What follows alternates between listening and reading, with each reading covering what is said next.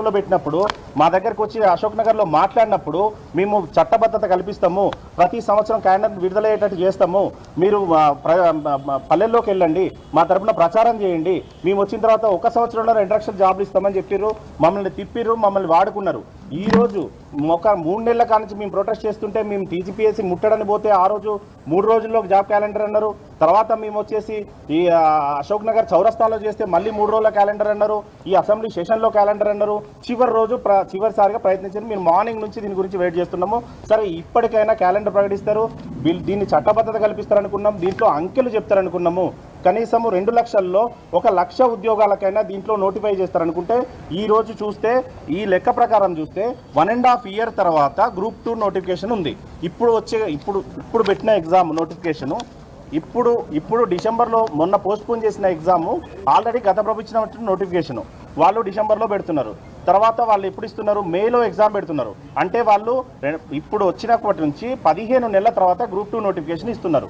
వాళ్ళు మొదట ఏం చెప్పారు? మేము వచ్చిన సంవత్సరమే 2 లక్షలు అన్నారు. ఇప్పటివరకు 30,000 ఉద్యోగాలు ఇచ్చినామని అసెంబ్లీలో చెప్తున్నారు. 30,000 ఉద్యోగాలకు సంబంధించిన డీటెయిల్స్ ఇది.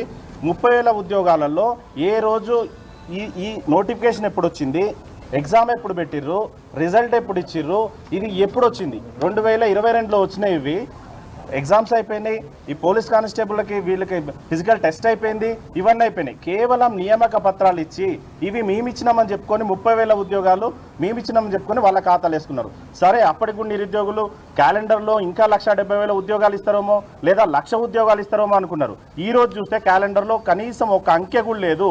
అంటే ఇది కేవలం ఒక టైం టేబుల్ లెక్క ఉంది.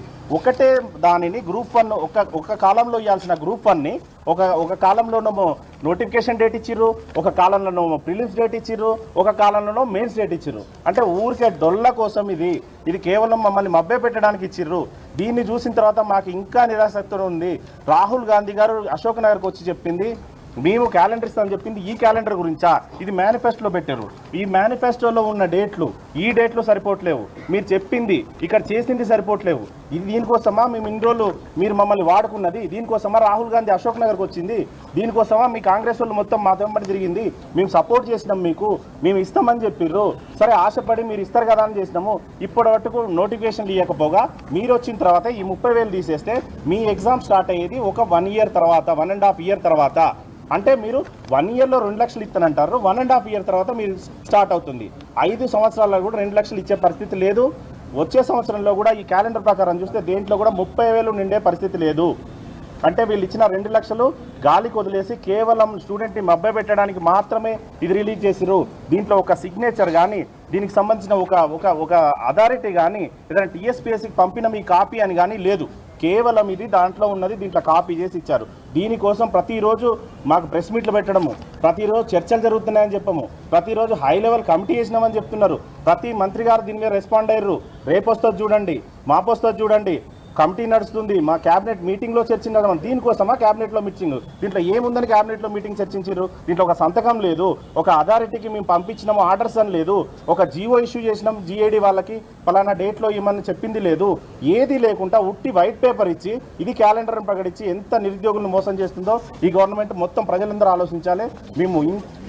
మేము ఇంతగనం చేస్తే కనీసము ఈరోజు కనీసం ఒక దీంట్లో అంకెలు ప్రకటిస్తామని చెప్పారు.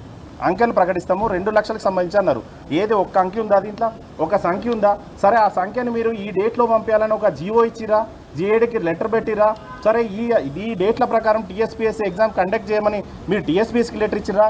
ఏమీ లేదు, వెనక ఎవరికి ఆర్డర్ పంపలేదు. కేవలం ఇది ప్రెస్కి రిలీజ్ చేశారు. ఇది అవుతుందనే మాకు నమ్మకం లేదు. ఈ 30,000 ఉద్యోగాలు ఎట్లా చెప్తున్నారో ఇది